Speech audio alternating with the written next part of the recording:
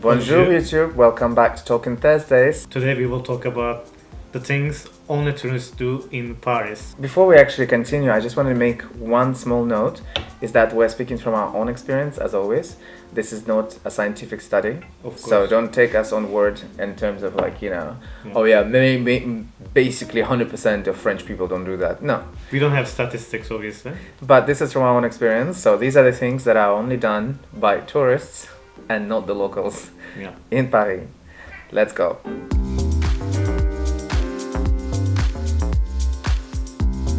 So the first one is going up to Eiffel Tower or Arc de Triomphe. Yes. Why tourists do this? Because normally when you visit Paris, you want to go up the tower, right? I think everybody does that. Locals don't normally do that because, as we explained in our previous video about visiting Paris, you don't want to go up the tower itself. You want to go to the Montparnasse Tower, so that way you can see the actual Eiffel Tower and have it in all of your shots and videos. And plus the queues are crazy. Oh It's yeah. absolutely crazy. In my case, I was more interested in going up to Tour Eiffel because my favorite place is Montmartre, and over there you can see Paris right under your feet with 360 degrees. It's very beautiful there as well. Yeah, And you can see it in our Montmartre video. exactly. And you don't need to get in a queue as well. Yep. Why do people not go up on Arc de Triomphe? I could say it's probably the same reason. I mean, you see, the thing is with these monuments, you really want to see them, not be on them. They make such beautiful shots and videos. You really, when you are on top of Arc de Triomphe, I actually think it's an amazing place to visit because over there you see all the 12 avenues kind of like in front of you. And for those who don't know, Arc de Triomphe location is close to Champs-Élysées area. It's at the tip of Champs-Élysées, and it's basically it's called Charles de Gaulle Étoile, the stop next to it. Why Étoile? Because it's like a star. Star. Étoile is a star in French, so it's a star. And why it's a star? Because avenues all meet in it, so it's absolutely beautiful. You can go up on that thing, but locals, we don't usually do that. Yeah. So the second point is, Taking a tourist pass or taking a riverboat yeah, is very touristic. yeah. Especially you can see this tourists taking either a boat or a big bus, hop on, hop off thing stuff in summer. Personally, I think big buses never interested me. Even when we travel somewhere else, I never took those buses because what's the point of being on a bus, being stuck in traffic most of the time because big cities, they have traffic. So you're sitting there, you go, ooh, And in you know? Paris, you don't need to get on a bus. You can walk easily from Enjoy- one place to another. You know, most of the European cities, I think, just enjoy them by foot. Exactly. Screw the buses. But yeah, people don't do that. And with the river cruise, I think people, the locals, they go on a cruise, but it's not a cruise. What they do is that they get like friends, get a boat, or or there are restaurants. But what we're referring to is the ones that are, the cruise boats that just go like a bus on the boat, and everybody is on top of it, and they go woo, Yeah, they waving at scream. everybody, Yeah. which is nice. It's nice. Yeah. So that's one of the things that locals don't do. What about the third one? The third one is asking to modify the dishes, especially if you're having a steak. Now, the thing is, I think it works all across France. It's not only Paris.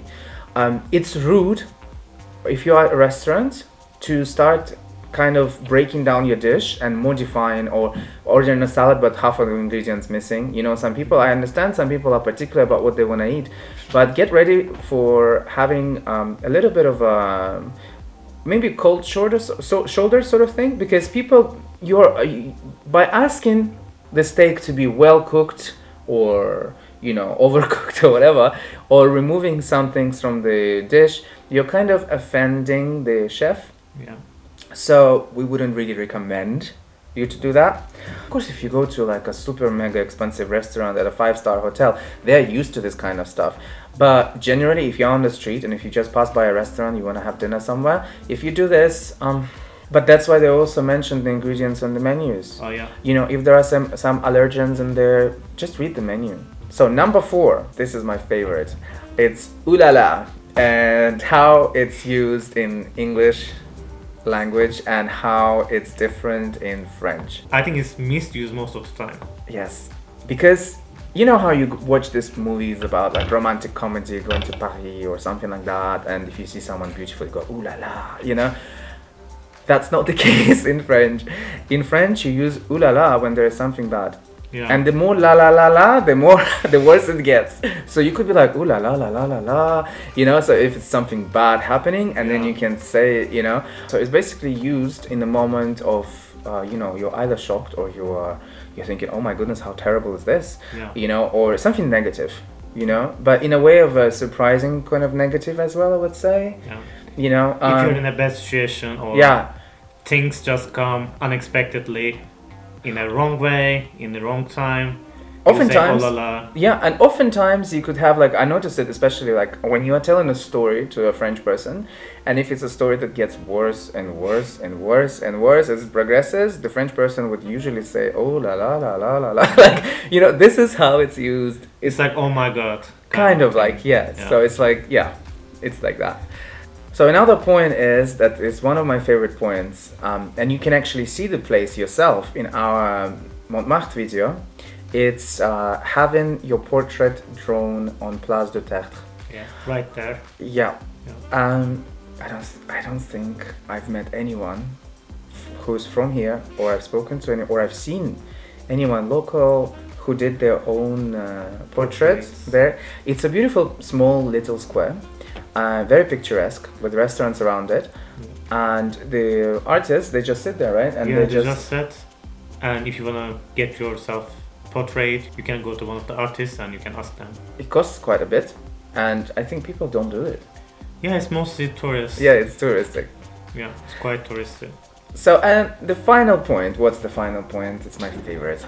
Yeah, going to the Louvre during the peak hours. Only going to see Mona Lisa and not going anywhere else and not checking things out.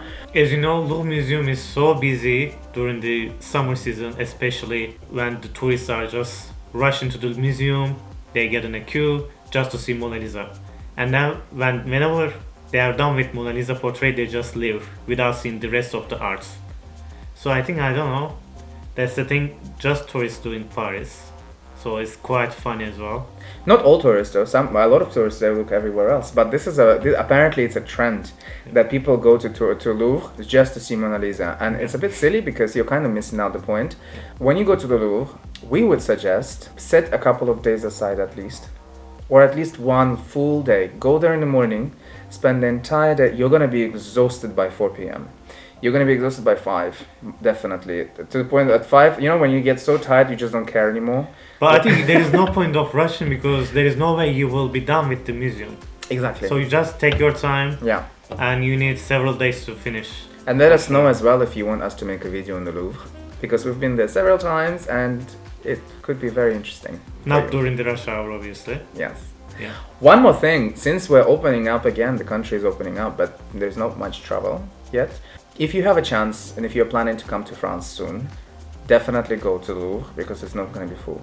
They're going to be limiting the amount of people who could go in. So you really get a chance to be there when there's less and less of people walking around. So that's going to be amazing for you, I think.